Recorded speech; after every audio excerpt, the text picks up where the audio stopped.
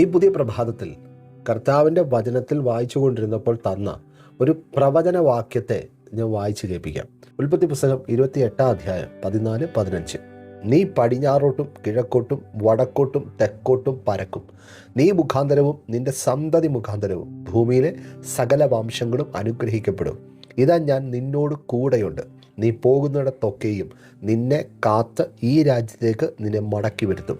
ഞാൻ നിന്നെ കൈവിടാതെ നിന്നോട് അരുളി ചെയ്തത് നിവർത്തിക്കും.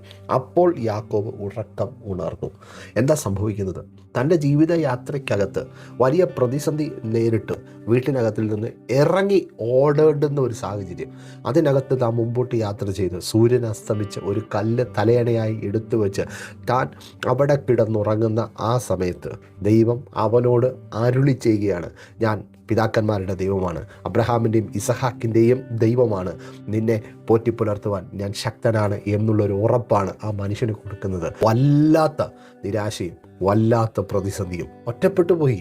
ഇനി തൻ്റെ ജീവിതം എന്താകുമെന്ന് ഒരു പിടുത്തവും ഇല്ലാതിരിക്കുന്ന ആ സാഹചര്യത്തിൽ താൻ കർത്താവിൻ്റെ സാന്നിധ്യത്തിൻ്റെ നടുവിലേക്ക് കയറി നിൽക്കുമ്പോൾ താൻ വ്യസനത്തോടെ കണ്ണുനീരോടെ കിടന്നുറങ്ങുന്ന ആ സമയത്ത് ദൈവത്തിൻ്റെ മഹത്വം അവന് വേണ്ടി ഇറങ്ങി വന്നു എങ്കിൽ, പ്രിയ ദൈവവൈതലേ, നമ്മളുടെ ജീവിതയാത്രയിൽ എത്ര അധികമായി നമ്മെ സ്നേഹിക്കുന്ന ആ നല്ല കർത്താവ് ഇറങ്ങി വരുവാനിടയാകും. ഇവിടെ ഇതാ വചനം അധികം ശക്തിയോടെ ഉറപ്പോട് വിളിച്ചു പറയുന്നു, ദൈവത്തെ സ്നേഹിച്ച, ദൈവത്തോട് ചേർന്ന് നിൽക്കുന്ന നമ്മെ ഓരോരുത്തരെയും അനുഗ്രഹിക്കുന്ന ഒരു നല്ല കർത്താവ്, നമ്മുടെ തലമുറകളെ മാനിക്കുന്ന ഓർക്കുന്ന നല്ല കർത്താവ് നമ്മുടെ ജീവിതയാത്രയിൽ സകല മേഖലകളിലും നമ്മളോട് കൂടെയുണ്ട്. ഈ മനുഷ്യൻ ഈ ബലത്തോടെ എഴുന്നേറ്റു പ്രാർത്ഥിച്ചു, ദൈവസന്നിധിയിൽ തീരുമാനമെടുത്തു. താൻ മുമ്പോട്ട് യാത്ര ചെയ്ത സകല സ്ഥലങ്ങളിലും അവൻ ഒന്നിനു പിറകെ ഒന്നൊന്നായി കർത്താവിനാൽ അനുഗ്രഹിക്കപ്പെടുവാനിടയായി. കടന്നു ചെന്ന സ്ഥലത്ത് ലാബാൻ പോലും വിളിച്ചു പറഞ്ഞു, എനിക്ക് ഒന്നുമില്ലായിരുന്നു, നീ വന്നതിന് ശേഷമാണ് ഞാൻ അനുഗ്രഹിക്കപ്പെട്ടത്, നിന്നോടുകൂടെ ദൈവമുണ്ട്. വർഷങ്ങൾ കഴിഞ്ഞ് താൻ ഇതേ സ്ഥലത്ത് തിരികെ വരുമ്പോൾ കർത്താവിൻ്റെ സന്നിധിയിൽ നന്ദി പറഞ്ഞൊരു പ്രാർത്ഥനയുണ്ട്.